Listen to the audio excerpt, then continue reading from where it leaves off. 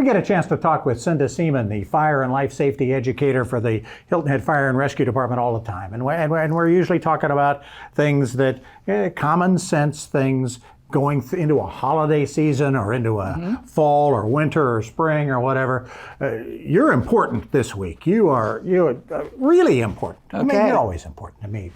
But let's talk about this terrible heat we've been through and that we still have. It's only July. We haven't gotten to the hot stuff yet. I know, and they say August, September still really, really hot. Well, this has been a really tough couple of weeks, I would say. I mean, they say, you say. What are the signs? We all go out in the heat and we stay out probably longer than we should, but somebody comes up and says, you don't look so good. And you say, yeah, I'm okay. I'll be all right. You're probably not.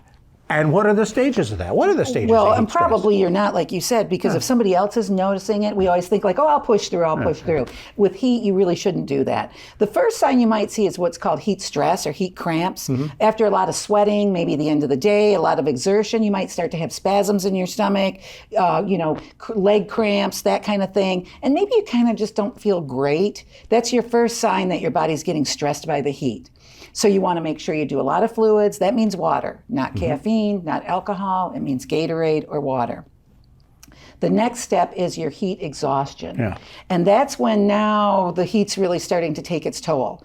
We are irritable, we're inattentive, we might have a headache, dizziness, a little lightheadedness. We're just not feeling right. It's like you would say like, wow, I just don't feel good. And you really don't feel good physically. And you ought to stop there. I mean, exactly, don't push through that, right? And that's just compared to how you usually feel. And when you start feeling like that, nausea maybe, headache, that kind of thing, that you want to move to a cool place, stop what you're doing, move to a cool place, some cool rags, get some fluids in you. Again, water or Gatorade. Start putting those electrolytes back into your body.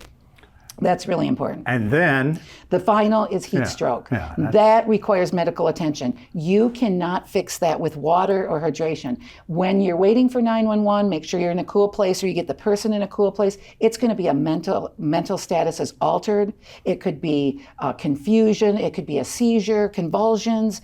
It could be, and if you don't treat that right away, you're looking at brain damage or death. That is a serious medical condition. I was going to say, call 911 if you get to that point. You don't try to tough it out and say, no, I'll be better in a little bit. You can't. And like I said, when you're calling 911, get that person into a cool place while you're waiting. That's all you can do for them. But that requires medical attention immediately. And it has been a stressful summer for you guys, hasn't it? I mean, you guys have had an awful lot of calls this summer. Call volume's always up in the summer, but when the heat's like this, it even escalates more. It's just really tough. The other thing I wanted to touch on, what can we do before we even go outside? There are ways to kind of prepare yourself to at least delay those things you just went through. Exactly right. One thing we can do is get acclimated to the heat. Get yourself out a little bit every day and be used to it. The other thing is good hydration before you even go. Good nutrition, good sleep. Take care of yourself and make sure you're always hydrated and you're eating well before you go out, especially with a lot of exercise. You need that energy, you need that hydration.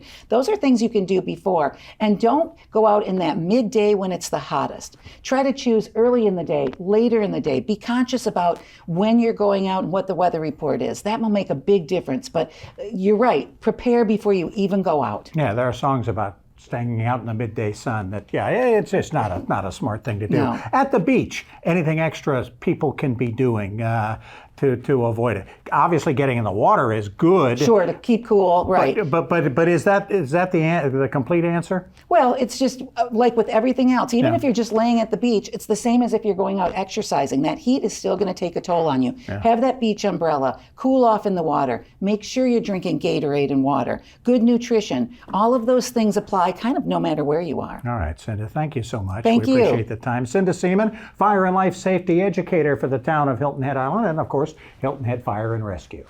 Obviously, there are a lot of activities with the Beaufort Water Festival, but there's also just a great and continuous all weekend long festival of arts and crafts. Robin Zimmerman has more.